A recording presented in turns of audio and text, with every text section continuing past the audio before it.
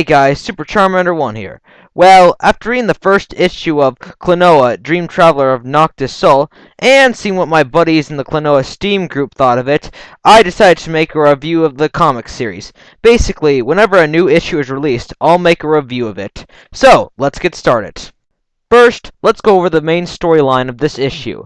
So, it begins with the statement we see at the beginning of every Klonoa game, and then has Klonoa narrate a little bit about himself. We get to see pictures of some moments from the games, and then the main plot takes off. Klonoa meets up with his friend, Hupo. Not long after, they're attacked by a new type of enemy, so Klonoa fights them off with the power of the Wind Ring.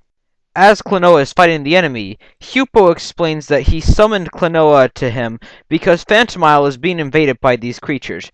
We also find out that these creatures are called Nighty Knights. Ooh, I get it! After Klonoa and Hupo escape the Nighty Knights by using Klonoa's new powers he stole from Spider-Man, Hupo explains that the Nighty Knights came from portals that popped out of the sky, and Klonoa wishes safety on his friends in Lunatea. We then get taken to Lunatea, and we find out that the Nighty Knights have also been invading it as well. The High Priestess sees this and decides to give up immediately. Wait, what? Are you telling me that she gives up that fast? Wow, you're the worst leader ever.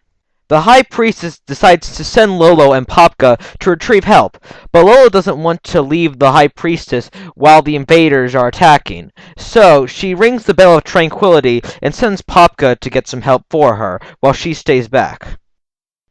We are brought back to Phantomile as the Nighty Knights are retreating onto their ship, as Klonoa and Hupo sneak aboard. We then hear about their leader, Master Hugh. We then see what Master Hugh looks like. We also find out that he is building a machine to get the power of the glorious Night Sun. Klonoa and Hupo find out about this, and after Klonoa talks Hupo out of being scared, they decide to investigate the machine. Master Hugh activates the machine, causing many portals to teleport many strange creatures from other worlds to their location, one of them being Popka. And that's the end of this issue. Now for my final thought. While I did enjoy this issue, I have some problems with it. The main villain has no build-up at all. Let's take a look at the King of Sorrow, the villain from Klonoa 2.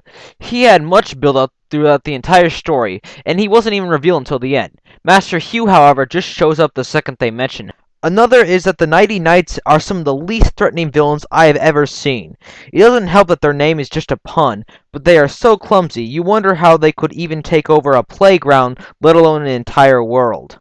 Those are the only problems I have with this issue.